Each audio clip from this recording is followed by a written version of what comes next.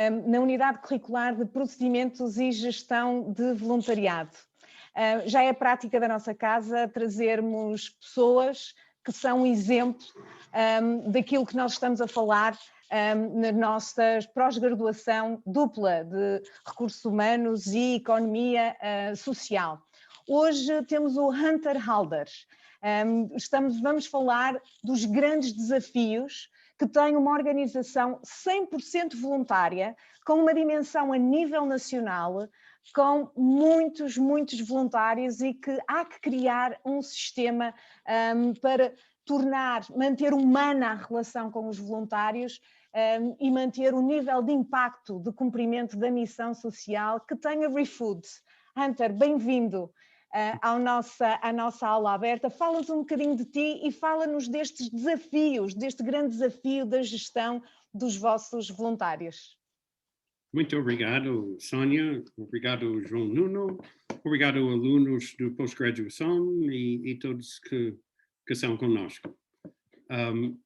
Eu pretendo introduzir o movimento ReFood e algumas de nossos sistemas de organização, particularmente com os voluntários, e também os desafios que vêm com isto. No fim, eu espero que tenhamos tempo para quaisquer perguntas que as pessoas têm. Eu estou a ter um problema técnico, eu tenho uma cábula que desaparece cada vez que eu abro e ver os alunos, desaparece a cábula. Cada vez que abro a cábula, desaparece os alunos. não sei bem o que é que fazer, mas vamos atacar o assunto. Então, ReFood é uma... isto não funciona, tenho que ouvir as pessoas. Então, esqueço o cabo. A ReFood é um movimento que agora tem 10 anos de vida, mas começa muito pequeno, com um voluntário e um projeto local. E depois teve alguma boa fortuna com candidaturas e com comunicação social e começa a crescer.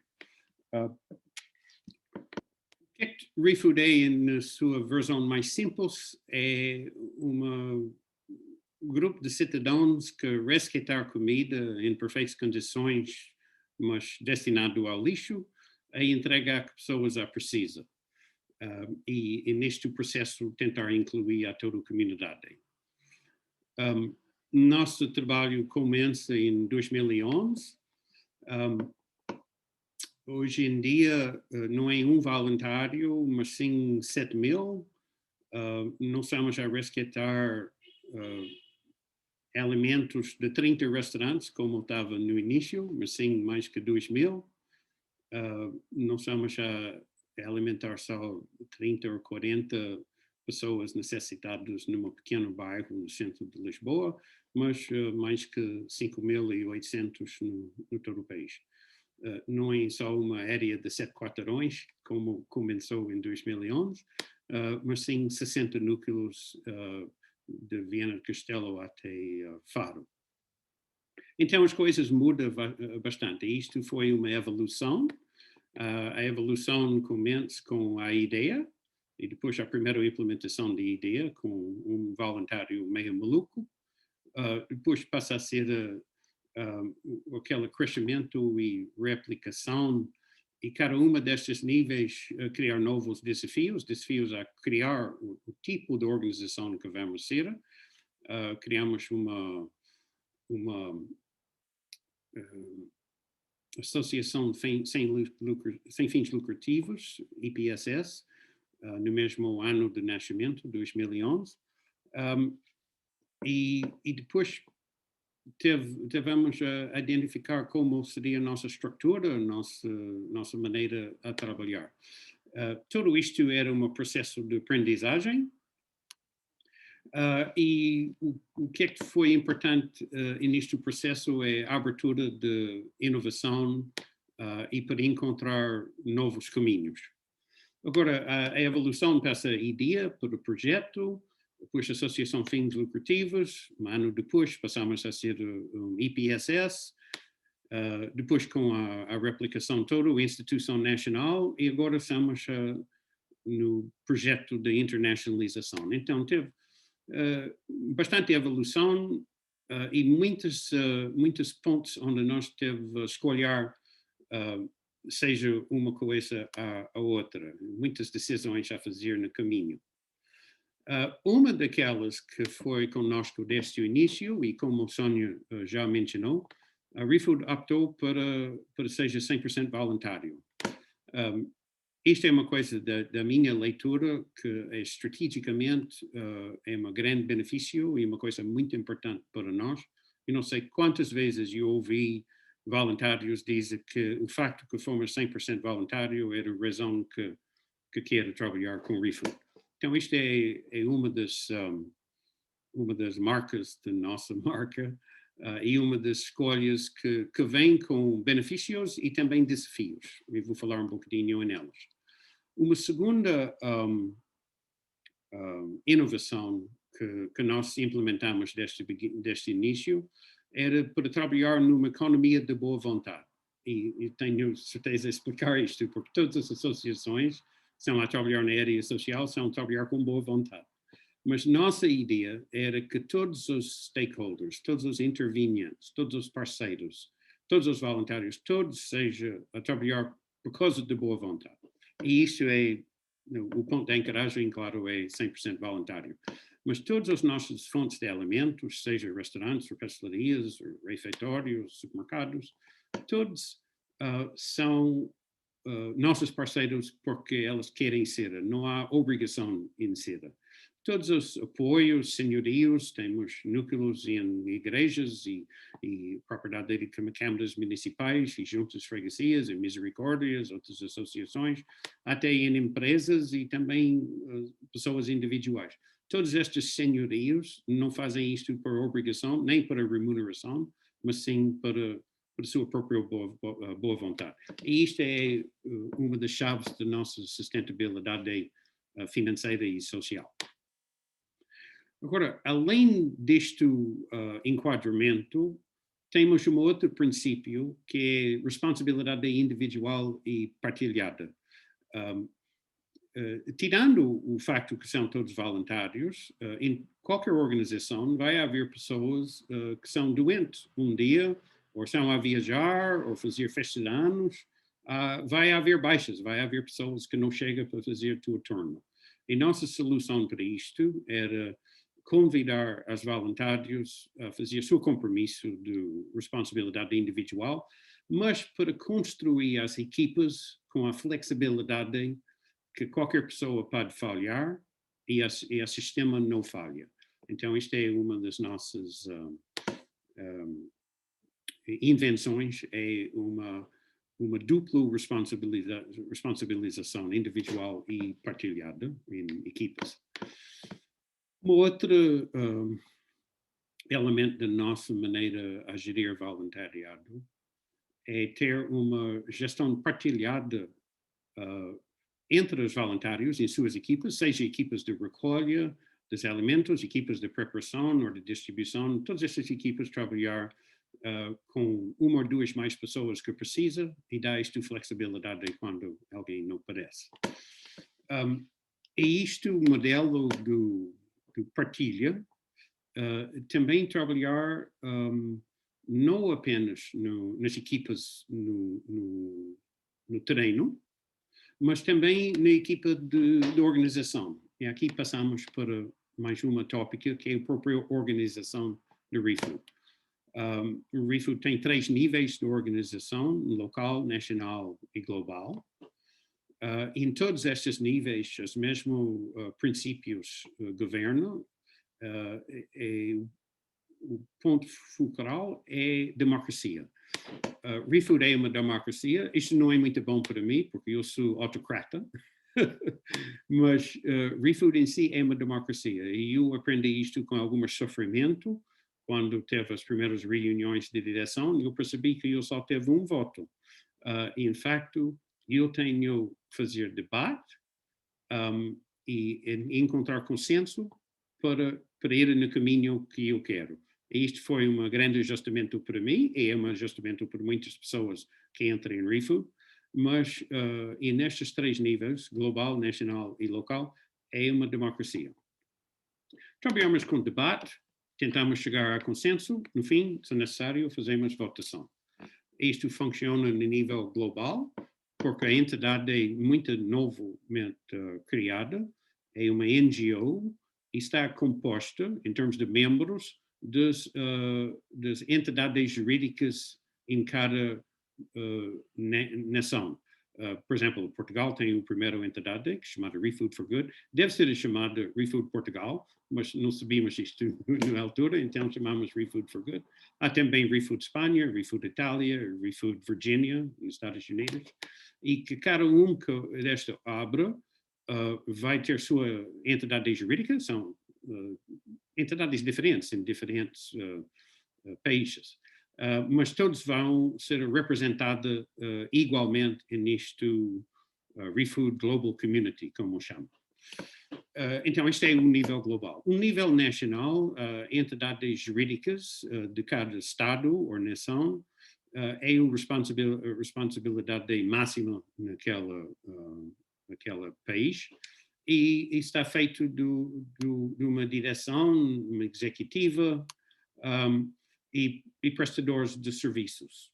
Percebemos que o ideal de 100% voluntário tem seus limites. Quando tens 60 núcleos, 60 contas bancárias, quando tem uma organização, uma contabilidade organizada que tem tantas peças em movimento e tanta responsabilidade, é muito difícil fazer isto com voluntários. Então temos, em facto, alguns prestadores de serviço, uma delas é a contabilidade e administração, mas isto é uma coisa, acho, bastante normal. Quando contratamos alguém para matar os bichos num núcleo local, é possível que nós, voluntários, irmos lá com martelos e com veneno e vai atrás dos bichos, mas não é muito aconselhável.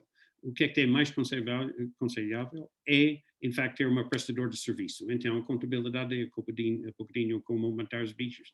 Tem que ter pessoas mesmo para isto.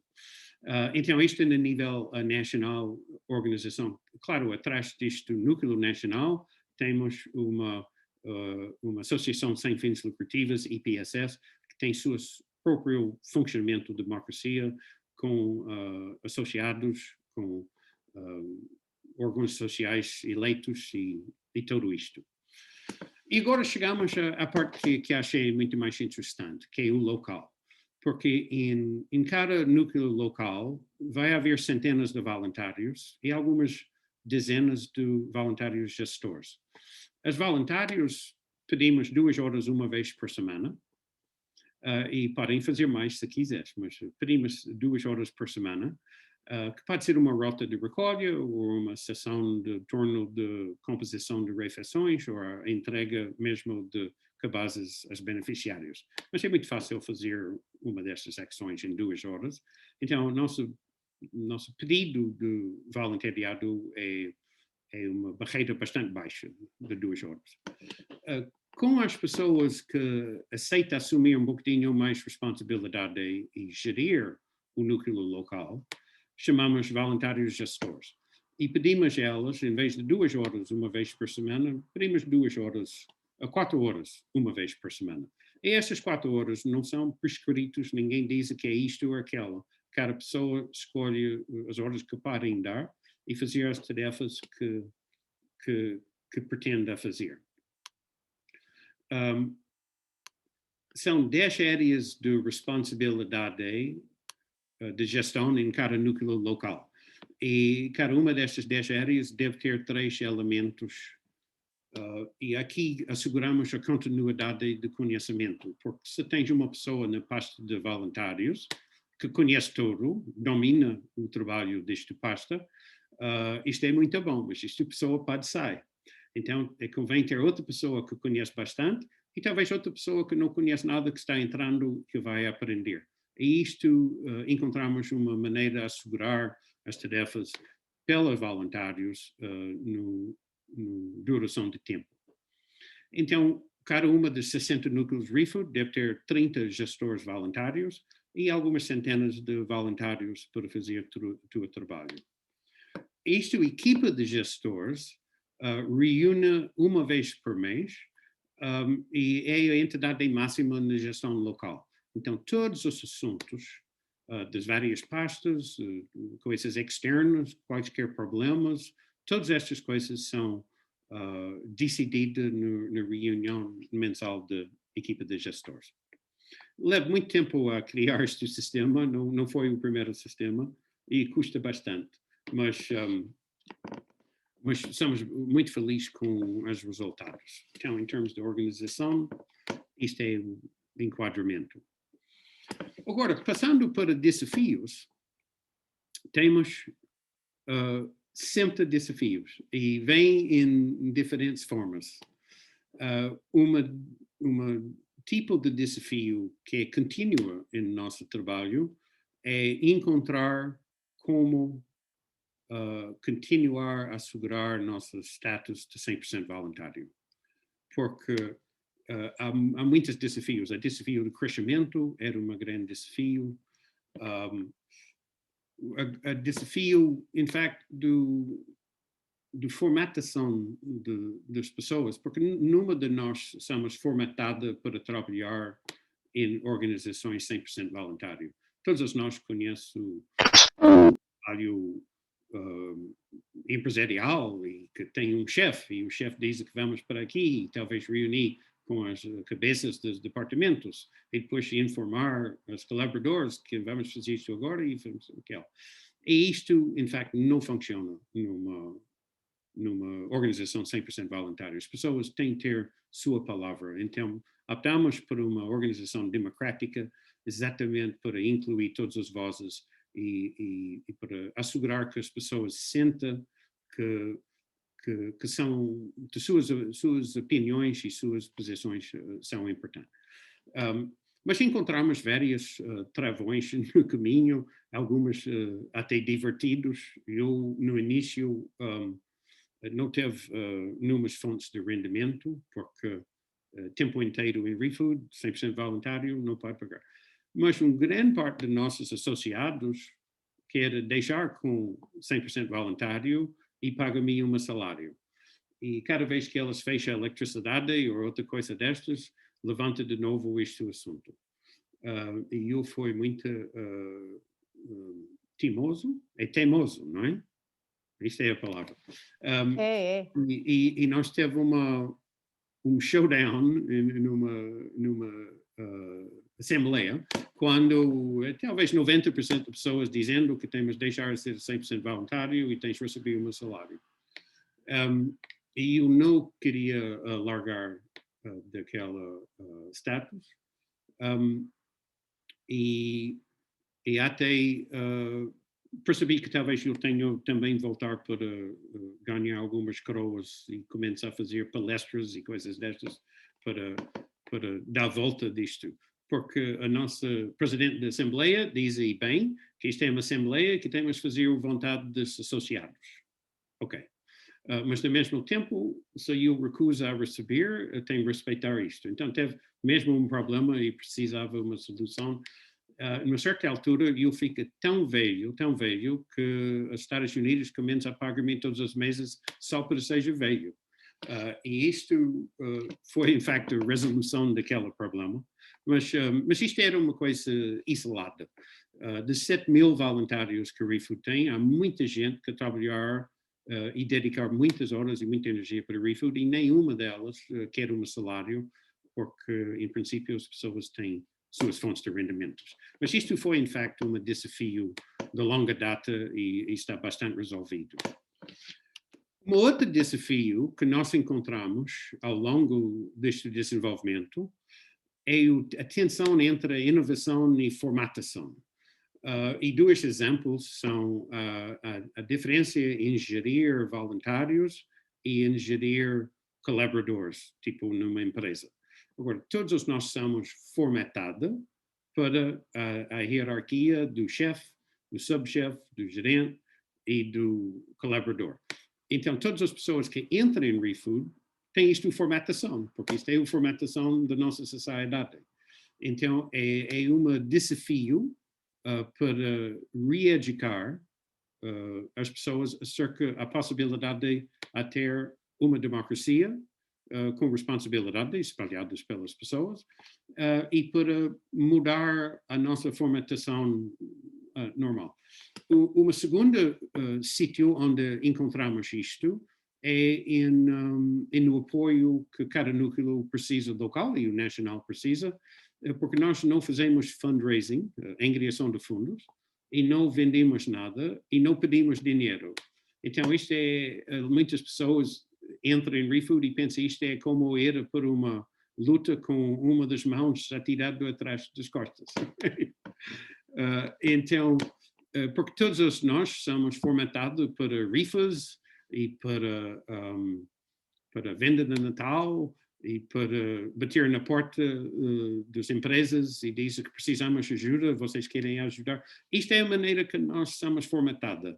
E o ReFood não faz isto. Então, isto é outro desafio, é para ajudar as pessoas que vão trabalhar na área de apoio da comunidade a perceber que o ReFood não faz este tipo de angariação normal. Outro desafio. Uma terceira desafio que eu posso enumerar é a formação. Porque a formação é hoje em dia uma coisa nacional, local, nacional e global. E a formação é um grande desafio. Claro que no início do nosso trabalho, formação era basicamente orientação. Alguém apresenta no núcleo e diz, olha, eu quero trabalhar neste dia, nestas horas, e faz a recolha de alimentos. Então, vem comigo e eu vou mostrar como recolher os alimentos. Então, é uma coisa bastante informal, muito mais orientação que formação. E com mais crescimento e mais necessidade e mais pessoas com competências, começamos a trabalhar o assunto de formação e tornar nossa encontro nacional em um grande momento de formação para todos os elementos de gestão de ReFood. Mas nunca realmente ganhamos a capacidade de formação que precisa. Atualmente, estamos a implementar a formação do e-learning, que vai tratar com formação local, nacional e global, em diferentes línguas e com muita facilidade. Então, isto é uma nova etapa em nosso desenvolvimento e uma coisa muito boa é que a Sónia vai ajudar com isto. Mas já sabes, contas comigo. E então, este é outro grande desafio nosso, é formação. E temos outros desafios, temos a gestão de pancadas. Todas as pessoas têm suas pancadas. Eu não sei se isto é bem na língua portuguesa, mas... Compreendemos perfeitamente, Hunter. Eu tenho a minha pancada e todos nós temos. E às vezes isto criar desafios psicológicos e emocionais numa democracia. Tu podes passar algum tempo na Assembleia da República e vais perceber o que é que eu estou a falar. Mas isto é, em facto, uma combinação de esforços que pode chegar a qualquer núcleo local e criar algumas entraves. Então, temos bastante experiência em diagnosticar quais são as forças que são a criar estes conflitos em qualquer uma destas democracias e desenvolvemos soluções, em facto, para desarmar e para voltar à harmonia. Mas isto era, em facto, uma das nossos maiores desafios, era perceber que o ReFood não é isento de conflitos humanos só por causa do trabalho que faz. E isto, primeiro, é uma balde de água fria em quem entra em ReFood pensando, isto vai ser todo muito sossego. Não é necessariamente sossego. Temos mesmo a tratar com as pancadas das pessoas. Só mais dois grandes desafios que são atuais. Um é a transição para digital. Nós temos capturar e analisar a informação em todos os núcleos em tempo real para melhor prevenir problemas em vez de apagar fogos. Podemos ver quando há fraquezas e actuar antes de crise. Então, a transição digital é bastante importante. E, por fim, a replicação global, que começa com o primeiro núcleo em Madrid e que vai muito além disto nos próximos anos. Não sei se estamos quase em 30 minutos. Eu tenho ideia que talvez já falei. Sim, muito boa gestão de tempo. Muito boa gestão de tempo. Incrível. Há aqui de certeza várias perguntas para te serem colocadas. Ok, vou ficar à vontade com as perguntas. Há algum aluno que tenha perguntas? Estão todos nervosos. Eu tenho aqui uma pergunta de uma pessoa que está a assistir via Facebook, que vou aproveitar até a pergunta que foi feita para incluir mais um ou dois tópicos. É a Catarina Marques, que está a assistir no Facebook e que pergunta... A pergunta em concreto da Catarina é qual a gênese, motivação para este projeto? E eu acrescento a esta pergunta da Catarina Marques o seguinte: Hunter, tu não és português, não é? O que é que te leva a levantar... eu recordo-me que tu és até... tenho ideia que tens formação em História, se não estou errado. E o que é que te leva a trazer um projeto destes para um país que não é o teu país de origem? E agora, reforçando a pergunta da Catarina Marques, de onde é que vem a ideia? Qual a grande motivação que está por trás disto? O que é que te leva a montar este projeto em Portugal? Ok. Então, isto é várias perguntas. Vou tentar responder. Eu gosto mais quando as pessoas dizem como tu chegaste a Portugal. Porque quando faz a pergunta assim, eu posso dizer que era por avião. Mas como isto não foi a pergunta, vou tentar... Primeiro, a ideia. De onde vem uma ideia? Eu não tenho a mínima ideia de onde vêm ideias. Eu acho que mais ninguém tem. Nós podemos descrever o contexto onde uma ideia sugerir, e eu posso tentar fazer isto, mas o próprio origem da ideia, a única coisa que eu posso dizer que não era da minha cabeça, que entrou na minha cabeça de alguma outra fonte. E a razão que eu sei isto é porque tenho muitas ideias, mas nenhum delas tem a qualidade disto ideia. Então eu tenho certeza que isto ideia foi implantada e com bastante responsabilidade em termos de execução. Então não é a minha ideia, ele chegou à minha cabeça. E isto é o contexto, que é um processo. Eu, para 59 anos, tudo o que eu fiz era basicamente para mim. E eu acho que isso não é uma coisa tão prejudicial a dizer, porque nós somos criados para ter nossas profissões e para fazer nossa família e nossa vida financeira, e todas estas coisas são bastante normais. Menos uma vez acho 40 anos atrás, eu fui a ajudar a construir algumas casas em Habitat por Humanidade, porque na altura fez campo de carpintaria. Mas era tipo 2 ou 3 dias, não era nada de grande coisa. Mas com 59 anos, eu tive uma dinâmica bastante interessante, porque era de crise financeira mundial, e antes disto começa, eu tive 3 fontes de rendimentos, e fico bastante sossego. Mas naquela altura eu perdi não 2, mas as 3 fontes de alimentos, depois do outro, e fica sem rendimentos. E isto é uma excelente maneira para o universo a colocar-nos a pensar. E a minha pensamento foi exatamente, uau! não tenho dinheiro, o que é que eu vou fazer? E então isto desencadear um pensamento acerca da cadeira. O que é que eu vou fazer para a minha cadeira? E eu já fiz isto várias vezes na vida e não tenho nenhum problema em inventar uma nova cadeira, mas o problema é que passei o espelho e vi que o gajo era velho.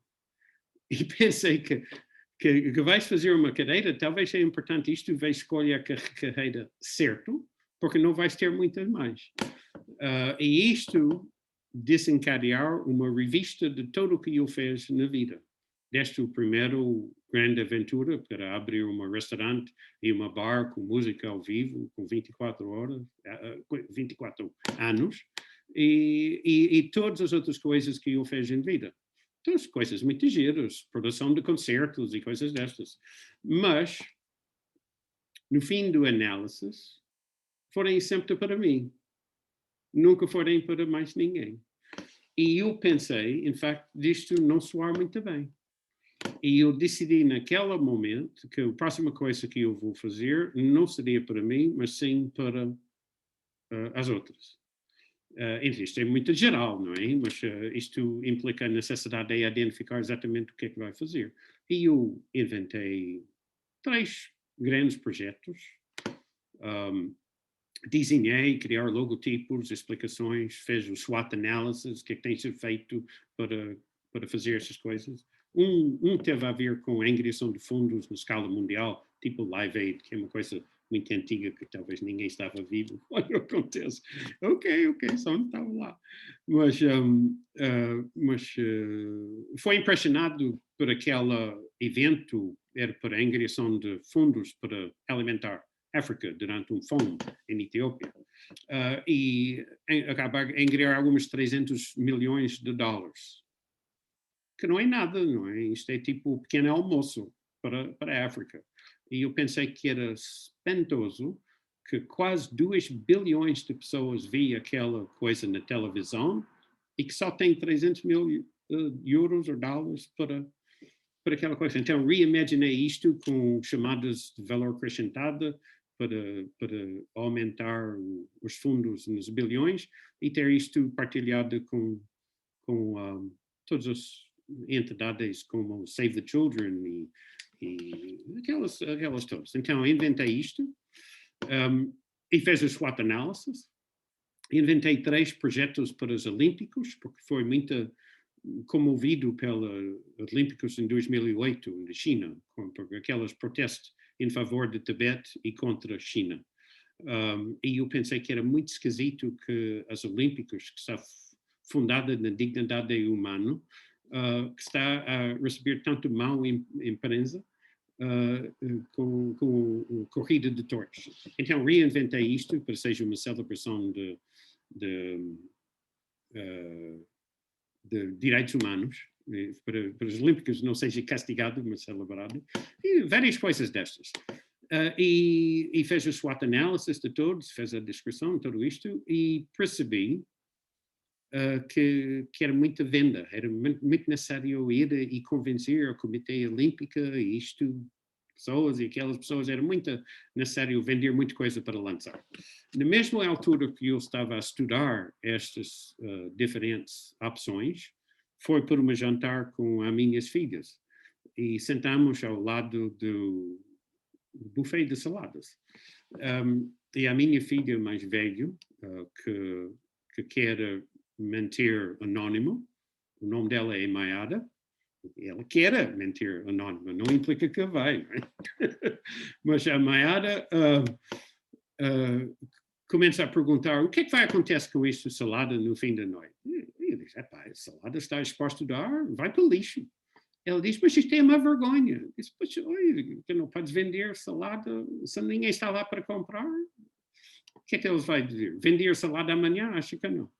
E ela começa a acusar as empregadas do restaurante e eu disse, mas não é possível culpar elas. Elas são a trabalhar, eles não sabem quem precisa, eles têm lava as panelas e tal, e vai para casa. E diz outra coisa, não é só a salada, é toda comida preparada, não vendida, que não vai vender o próximo dia, vai todo para o lixo, porque falta de uma alternativa. E quando eu disse a palavra alternativa, teve aquela...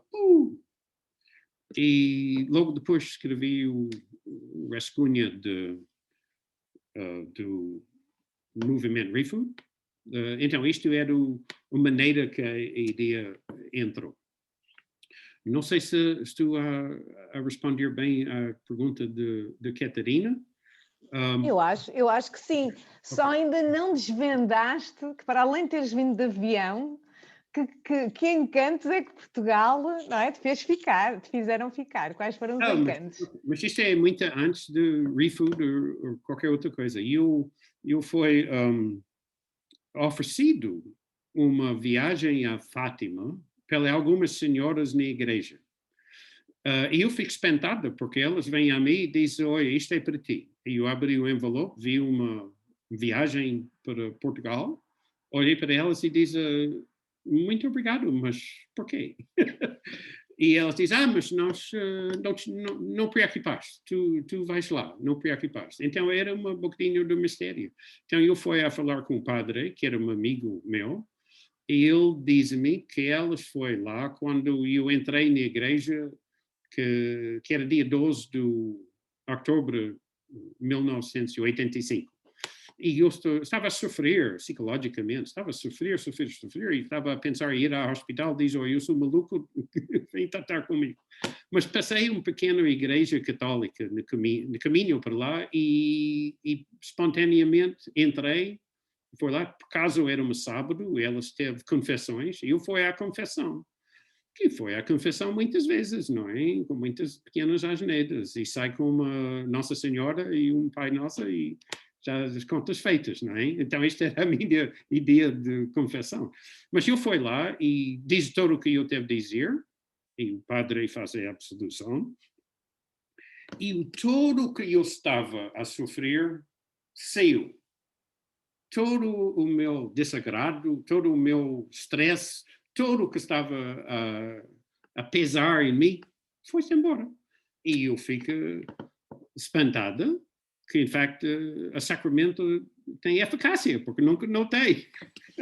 Então foi muito espantada.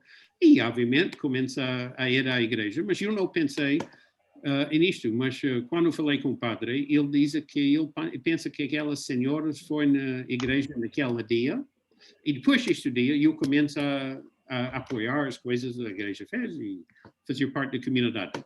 Então, a razão para dar a viagem a Fátima era que estas senhoras decidiram que eu devia ir.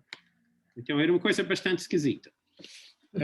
E depois, quando vem a altura, eu entrei no avião com 100 senhoras de cabelo tão branco que era azul, e eu, na altura, teve 38 anos, não era tão velho como agora. Agora eu cabo muito bem com aquelas senhoras, mas naquele dia, elas foram todas estas senhoras de igreja e eu era esse gajo. era um pouquinho esquisito. Chegamos a Lisboa, na altura, ou Portugal não teve A1, isto era antes da A1, era acho 1988, e saiu do avião para autocarro e fomos a Fátima e Alcobaça e Orém e Nazaré, e era uma semana. Mas a pessoa no grupo que era mais perto da minha idade era a guia turística. E nós ficamos apaixonados. Tchau. Pimba. Eu vi logo que era o amor, mas eu estava aqui em pulgas para tentar perceber. Só podia. Olha, Hunter, tens uma fila de perguntas para serem feitas. Tenho que estar avisado. E não tem a ver com a tua confissão. Olha eu tenho ainda mais para confessar do que Mas olha, deixa-me partilhar isto com os alunos, porque o Hunter faz parte da equipa de pessoas que me apoiou, que me ajudou a conceber, a organizar, a partilhar ideias na reformulação, que vocês sabem que fizemos a pós-graduação. O Hunter tem estado desde a primeira hora, é uma presença assídua nas nossas reuniões de professores e tem dado muito da da forma de ser e estar e daquilo que acredita e que está hoje a partilhar connosco na construção destas pós-graduações. Tenho o Heitor, tenho a Elisa, que tem aqui uma pergunta partilhada, e tenho mais uma pergunta das pessoas que estão a ver também via Facebook. Heitor, já está há muito tempo à espera, força nisso. Boa noite, Hunter. É um prazer poder estar aqui a ouvi-lo. Sendo eu da área da alimentação e tendo trabalhado quase sempre em restauração coletiva, nomeadamente em instituições, em estabelecimentos de ensino superior, preocupa-me, não me preocupa, gostava de perceber como é que a ReFood conseguiu contornar toda o peso da legislação alimentar e das regras do HACCP para desempenhar estas funções, que para mim são de louvar. Nós fomos prontos para contornar todas estas regras e tal, mas no fim da história não foi isto luta que fomos à espera. Eu estava à espera de fazer o trabalho, fica detido pela polícia e depois este tipo de coisa, mas não acontece nada disto. Embora que se na altura, estou falando em 2010, se fala com um restaurante, ou se fala com uma pessoa na Câmara, ou fala com uma pessoa na Arespa, qualquer organização, a resposta seria o mesmo. Não pode fazer, é contra a lei.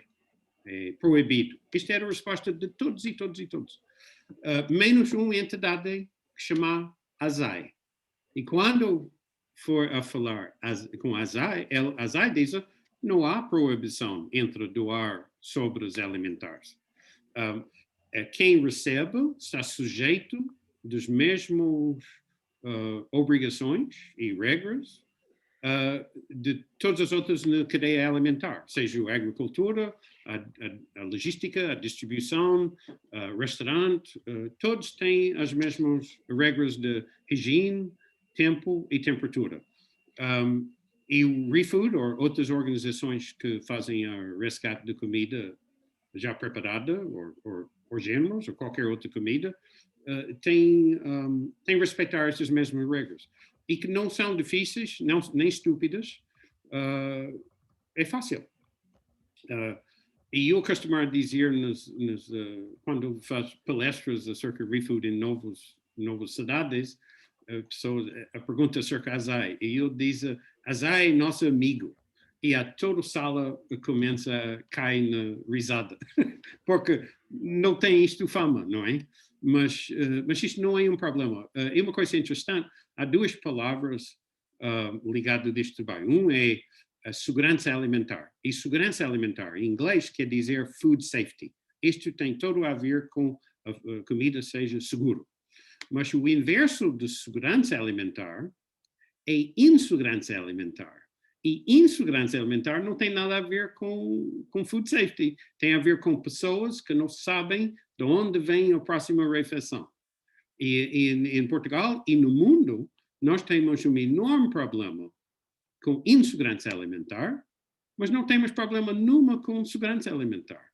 Porque as leis, o trabalho da ASAI, que está muito bem feito, mas além disto, qualquer restaurante que produz comida e envenenar seus clientes, é o fim do restaurante. É uma questão de sobrevivência. Elas têm muito cuidado com sua comida, não só por causa da ASAI, mas por causa do mercado, porque não pode arriscar isto. E nós já resgatamos e entregamos mais que 12 milhões de refeições e não tem o primeiro incidente. Também temos procedimentos internos para abrir, olhar, cheidar, celebrar, verificar. Qualquer coisa que nós pensamos, tem dúvida, não vai para nossos beneficiários. Mas isto é pouco parte que tem sido posta ao lado. A nossa aluna Elisa Contreiras pergunta, aproveitando o tema, queria perguntar como o Hunter define os portugueses e a sua disponibilidade para o voluntariado. Hunter, desculpa, permite-me juntar a esta pergunta da Elisa. Eu não percebi a primeira parte dela. Aproveitando o tema que é o voluntariado, como é que vês como é que defines os portugueses e a sua disponibilidade para o voluntariado? Ok, Hunter, deixa-me juntar a essa pergunta, que penso que pode ser agrupada, uma pergunta que vem, mais uma vez, de uma pessoa que está a assistir por fora. Como é que a ReFood está a gerir esta situação com restaurantes fechados, com todas as consequências da pandemia que estamos a viver? Nós sabemos, enfim, temos pelo menos essa noção, que é o que exatamente a Elisa está a perguntar, como é que os portugueses têm esta postura no doar, no dar, e também já agora que efeitos ou que alterações ou que consequências tem toda a pandemia neste processo da ReFood? Ok. Então, primeiro, a minha experiência com voluntariado em Portugal, que é basicamente a única experiência que tenho com voluntários é em Portugal. E o que é que eu posso dizer é que muita gente falou comigo no início. Eu diz, mas como vais fazer isto? Eu digo, com voluntários. Pessoas vão voluntariar para fazer este trabalho. As pessoas dizem, isto é uma coisa americana, as portugueses não vai fazer isto. E isto é absolutamente errado. A minha experiência é completamente o oposto. Logo quando as pessoas perceberam o que é que foi o ReFood a fazer, vem centenas e milhares. Então, a ideia que os portugueses não querem fazer voluntariado é completamente errado. Isto é a minha experiência pessoal. Agora, quando olhamos para a estatística, em facto, o número de pessoas a fazer voluntariado em Portugal, em termos de percentagem de população, é menor que outros países europeus. Isto é também verdade. Então, o que é que isto diz-me é que as pessoas são disponíveis se têm a oferta adequada. Penso, da perspectiva das pessoas. Se pedimos 8 horas um dia, talvez não temos voluntários números, mas pedimos 2 horas e temos muitas. Que tem que pensar em qual é o retorno no investimento. Um voluntário dá seu tempo, seu bem mais precioso, Qual é o retorno? Se elas não saem da nossa ação de voluntariado com o coração cheio e feliz, então nós não estamos a fazer nosso trabalho. Então é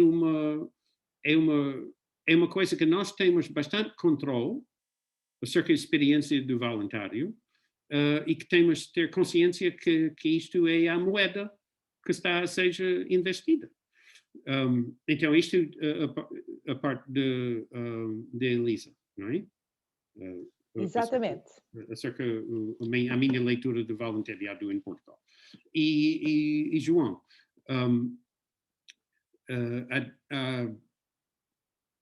o novo mundo do Covid era uma surpresa para todos nós, não é? E o ReFood não é exceção nenhuma. Nós teve algumas responsabilidades pesados, porque, como o João diz, todos os restaurantes fechou um dia para o outro e nós fomos muito investidos em restauração, porque restauração é aqui ao lado, a comida em perfeitas condições, pronto para servir. Então, todas as boas razões fomos muito investidos em restauração. E quando perdemos tudo no mesmo tempo, nós não temos a mínima solução para alimentar nossos beneficiários. Então, a primeira ordem de trabalho com a pandemia, a primeira coisa era parar para que seja seguro em termos de saúde de nossos voluntários e encontrar soluções para nossos beneficiários. E essas soluções foram encontradas em 60 lugares diferentes, em Vila Real, em Viana do Castelo, aqui em Lisboa, diferentes soluções em diferentes núcleos, em Faro, em Évora, todos encontrar soluções. Muitas dessas soluções foram providenciadas pelas câmaras municipais e juntas de freguesia, que teve acesso de verbos para criar refeitórios imediatos e produzir refeições, não só para ReFood, mas para pessoas que são em casa e que não podem sair de casa. Então, esta foi uma das grandes ajudas. Outra era o programa do Banco Alimentar, que era alimentação de emergência, alguma coisa destas. e que o Banco Alimentar, por exemplo, o núcleo mais perto da minha casa é Nossa Senhora de Fátima, é o núcleo original. E qual era a solução lá? Teve pessoas que se forem capazes a cozinhar em casa. Então, fazemos uma parceria com o Banco Alimentar, que tem uma delegação lá na igreja, e a junta de freguesia. Todas as famílias que podem cozinhar, receber géneros. Todas as famílias que não podem cozinhar, receber aquelas refeições que forem produzidas nas refeitórias imediatas da Câmara Municipal. Então, cada uma dos 60 núcleos criar uma solução baseada nisto para assegurar a alimentação dos seus beneficiários. Isto era o primeiro ordem de trabalho. A segunda era diversificação, para ir a todos os supermercados, não só isto ou aquela, todos os supermercados, todos os refeitórios que continuar em serviço, por exemplo, militar ou outros que não fecharam. E só vou dar um exemplo. Em Faro, eles teve 2 ou 3 supermercados e 40 ou 60 restaurantes. Fecha todos os restaurantes. Logo quando nós tivemos uma reunião deste estilo, em Teams, com todos os núcleos, elas pegaram em palavras que foi passado, que é diversificação de clientes com supermercados, logística, distribuição, refeitórios, agricultura. Cooperativas de agricultura, temos de ir a todos e encontrar onde está a comida. E poucos meses depois disto, a Faro, em vez de 2 ou 3 supermercados, teve 14. Em vez de alimentar 80 e tal pessoas, foi a alimentar 300 e tal.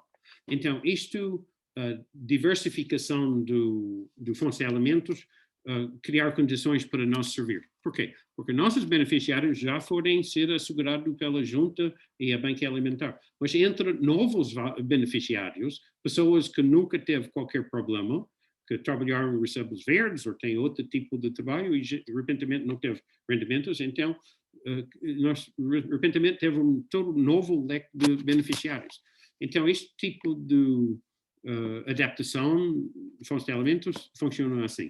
Em termos de procedimentos, em vez de ter 8 ou 10 pessoas a trabalhar num núcleo, só pode ter 3, e tem que ser distante umas das outras, e tem tirar o ar, todas as coisas que nós sabemos agora acerca do vírus. Em vez de 2 ou 3 pessoas irem para uma recolha, uma só pessoa vai fazer a recolha. Então, muda muito o procedimento e processo, mas é perfeitamente viável a fazer. É só identificar e fazer.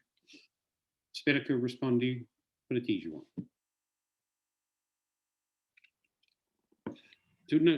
Respondeste sim. Eu não sei se é interessante mais algum aluno tem perguntas, eu tenho várias mesmo. Hunter, como sabes, na pós-graduação, uma das unidades, a última unidade curricular da pós-graduação é a construção do projeto de final de curso, não é? E nós temos, e ainda bem, vários projetos que pretendem vir a ser projetos reais de execução na sociedade, na área de economia social. E tu tocaste aqui em 2 ou 3 pontos que me parecem importantes partilhar com os alunos, nomeadamente da vossa experiência. Uma delas é o conceito da gestão democrática, e eu aqui gostava de ter a tua opinião. Não sei, se calhar penso um bocadinho como sou o criador da ideia, sou o pai da criança, não é? E depois, de repente, pela gestão democrática, aquilo pode desvirtuar um bocadinho o meu conceito inicial de fundação do conceito. Este era o primeiro tema que eu gostava que partilhasse um bocadinho a tua própria experiência. Porque, repara, são 10 anos de ReFood, é garantidamente uma das instituições de voluntariado mais relevantes em Portugal, neste momento. E, no fundo, é como é que tu garantes ou como é que tu defendes o teu bebê inicial, o teu conceito inicial, como uma organização com milhares de voluntários, com milhares de parceiros no país todo, cada vez mais pessoas a necessitar. Portanto, as tensões devem ser imensas, todos os dias, não é? Isto por um lado. Depois, este passo, tu abordas aqui temas que qualquer multinacional aborda. A necessidade da formação constante dos seus profissionais, neste caso voluntários, Amadores. Amadores, não é? Amadores profissionais. Vem da palavra ama. Exatamente. Amadores profissionais, todo o teu processo de internacionalização, a necessidade de buscar competências externas ao vosso core business. Portanto, isto, na realidade, geres uma multinacional, para todos os efeitos, não é? E como é que... sim, mas como é que não se perde, nesta gestão democrática que tu apresentaste aqui, como é que não se perde a tua visão inicial? Como é que tu garantes que isso não acontece? Claro, eu dei a introdução de ReFood em traços gerais, não foi aprofundar.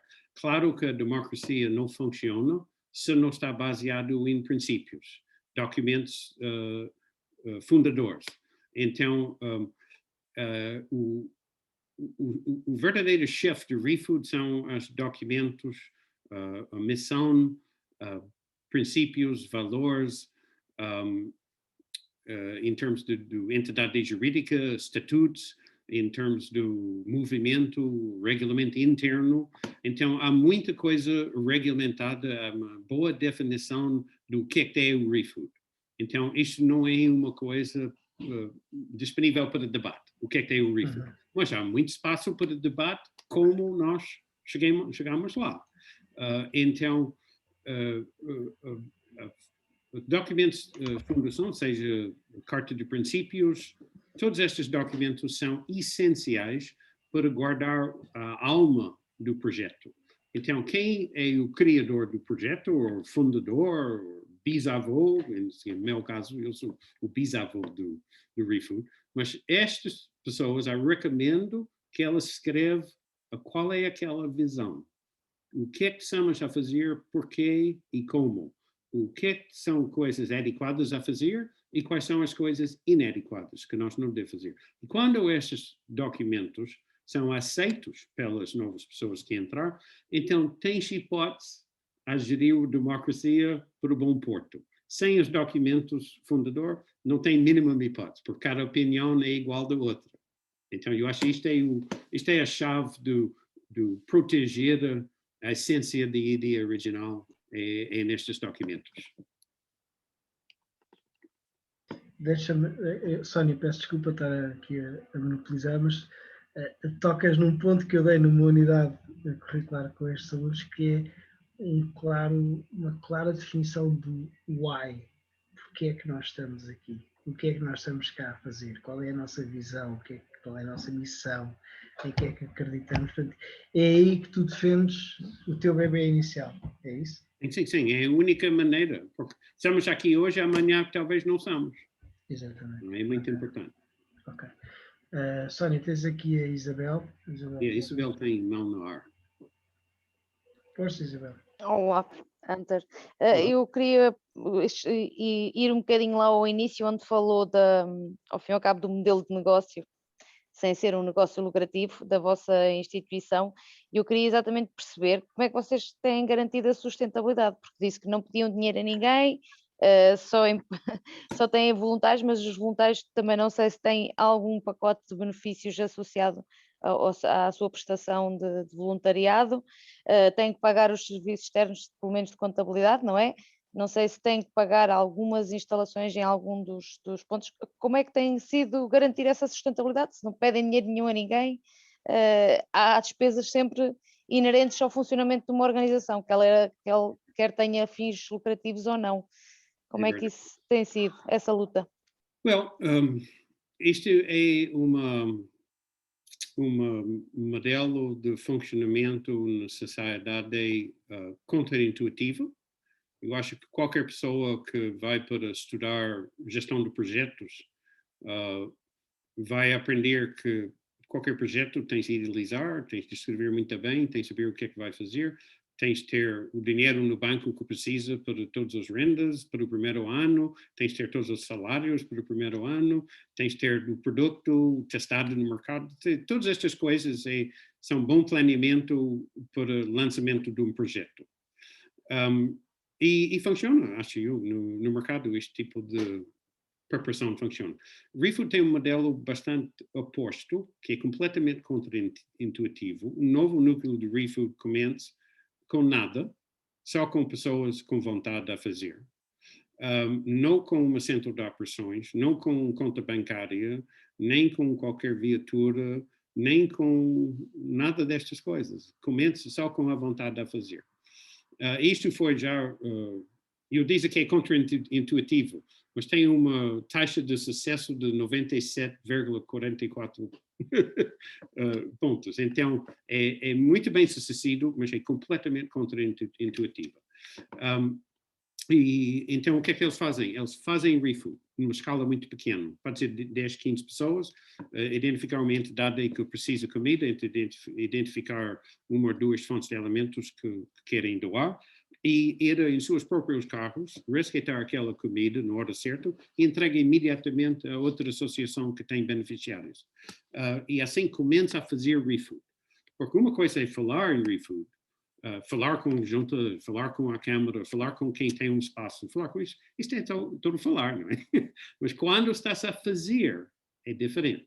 Então, como se começa um novo núcleo de ReFood? Fazendo ReFood. Qual é a melhor publicidade para ReFood? É fazer ReFood. Qual é a melhor maneira a convencer a comunidade a apoiar? É fazer o trabalho. Isto foi verdade desde o início e continua a ser verdade. Agora, há dois ou três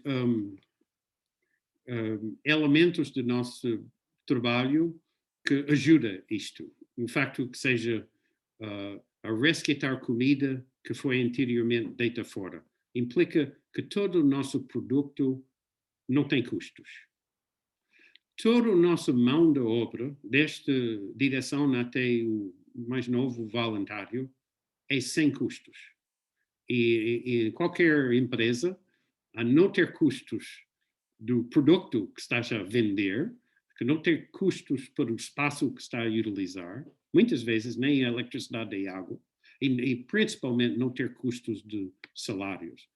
Isto criar uma situação onde precisa pouco dinheiro para fazer o seu trabalho. Então, é por causa do pouco dinheiro necessário para fazer este trabalho que isto funciona tão bom. Não estou a dizer que funciona para todos os projetos, porque nós temos situação bastante específica, mas também o ReFood não funciona sem dinheiro. E nossa experiência é que se fazemos ReFood, as pessoas da comunidade percebem, se convidarmos estas pessoas, seja juntas ou câmaras ou igrejas ou empresas, para participar em ReFood, cada um faz o que é que pode, um bocadinho como sopa de pedra. Nós não pedimos a alguém que coloque uma cenoura no sopa de pedra, mas pedimos a elas olhar para o que é que pode e quer fazer e estás bem-vindo. Então, vem a cenoura, não é necessário eu pedir.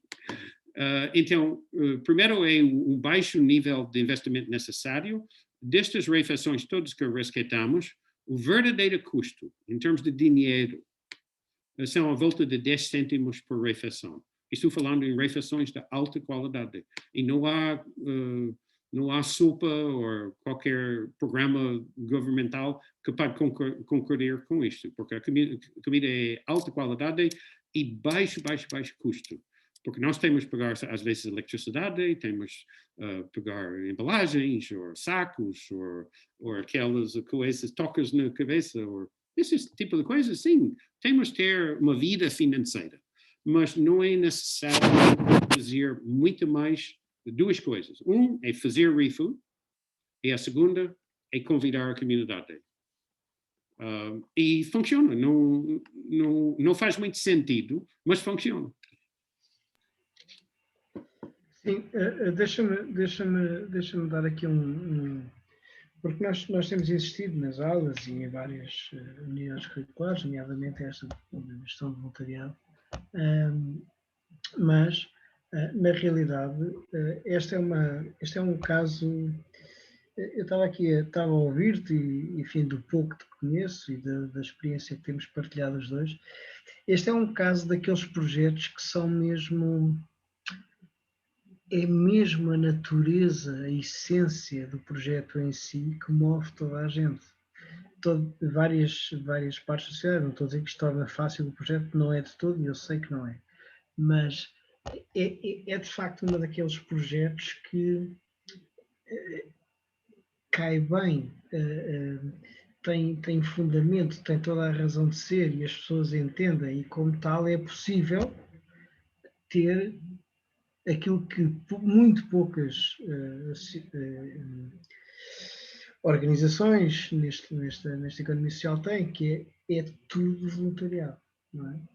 E como tu acabaste de dizer, com uma estrutura de custos fixos absolutamente reduzida, não é? Absolutamente reduzida, aliás, só assim seria possível, uma vez que vocês não recolhem fundos, não recolhem donativos, não. Enfim, é mesmo a cultura do partilhar o meu excedente para que o outro supra as suas necessidades básicas, não é? E é de facto uma experiência brutal. São 10 anos a ensinar uma sociedade, é a minha visão disto. É verdade. Mas João, há também um outro elemento que não foi falado, é que para saltar os níveis que temos de fazer, é necessário investimento.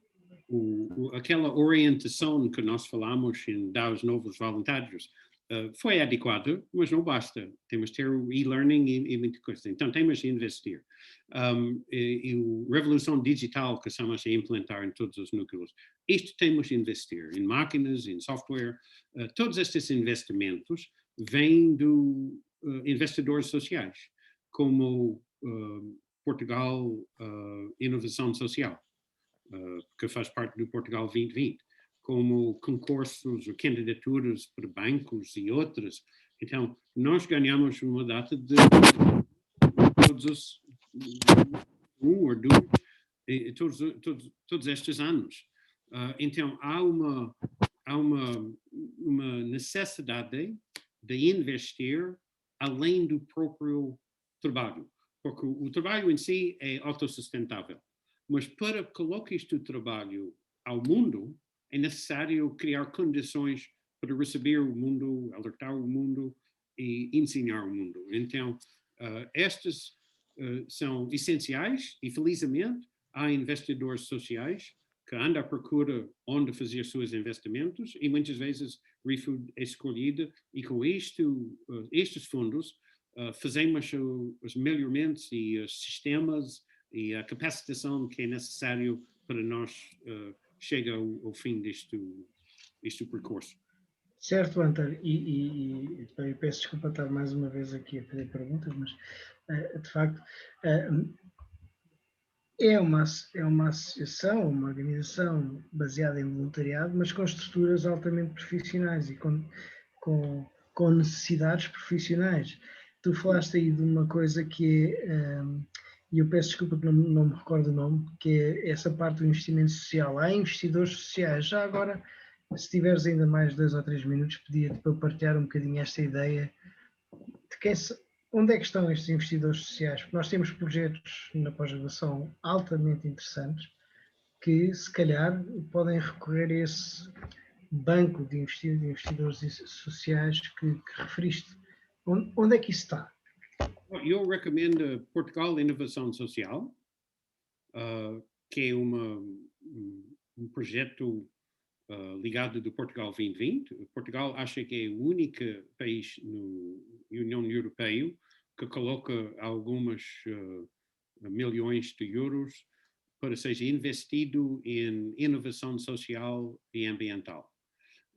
E eles têm diferentes níveis de projetos. O mais fácil ou bom sítio para partir é em capacitação. E o ReFood ganhou capacitação em gestão, que precisamos, capacitação em informática, também precisava, capacitação em comunicação e em desenvolvimento.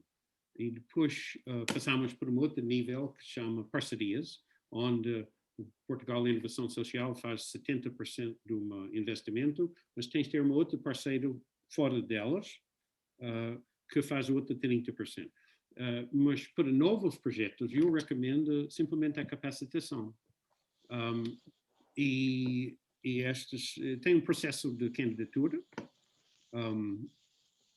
Foi chamada anteriormente Portugal 2020. Não sei se ainda está a fazer. Já perdimos. Sim, estás a dizer bem.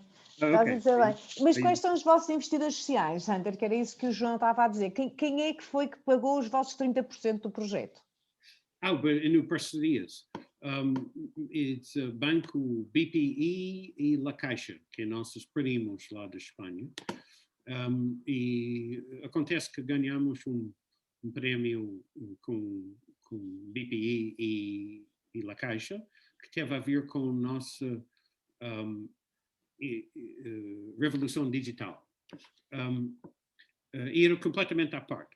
E depois entramos nas parcerias do Portugal 2020 e percebemos que temos que ter um investidor para isto. E como o investimento estava caminhando para nós do BPI, escrevemos uma carta para o BPI e diz que com estes 30 e tal mil euros que vocês estão a providenciar, nós vamos fazer muita coisa.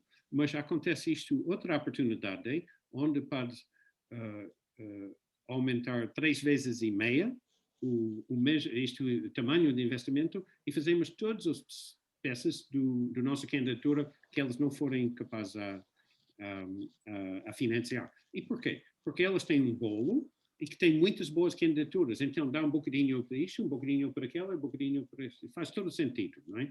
E o parte que elas dão para nós, preencher a lacuna, porque elas concordam a fazer, também Portugal 2020 concorda na parceria, e fomos capazes a receber também o outro nível do apoio. Mas para começar, eu recomendo capacitação. Exatamente, capacitação e para ir ao site delas e ver o que é necessário. Talvez conheça alguém que sabe como fazer, ajuda com a candidatura, e isto é uma boa maneira a fazer. Agora, se o projeto não precisa muito investimento, eu também recomendo simplesmente comece a fazer. Isto é o que eu fiz com o ReFood. E todo o nosso sucesso vem do facto que não esperei. Eu vi que pode ser feito, eu vi que eu posso fazer sozinho, numa pequena escala, e tudo vem daquela decisão. Então, faz a coisa. Certo, Hunter, até porque não contaste a história das bicicletas, não é? E as desastres de bicicletas. O princípio dos princípios, não é? Sim, senhor. Olha, Hunter, eu do meu lado vou-me calar. Vou-te agradecer imenso privilégio da tua partilha. É mesmo um privilégio para nós ter-te aqui. Por ti, por quem és e pela ReFood, acima de tudo. E muito obrigado pelo teu tempo. E passo agora para a Sónia. E agradeço sinceramente, pessoalmente e profissionalmente. Um grande abraço, Hunter. Obrigado. Absolutamente. Obrigado. Só deixe-me dizer uma palavra. Todos os alunos têm o professor certo para esta matéria e para vocês. Ele estava a falar da Sónia, ok? Isto é uma private joke.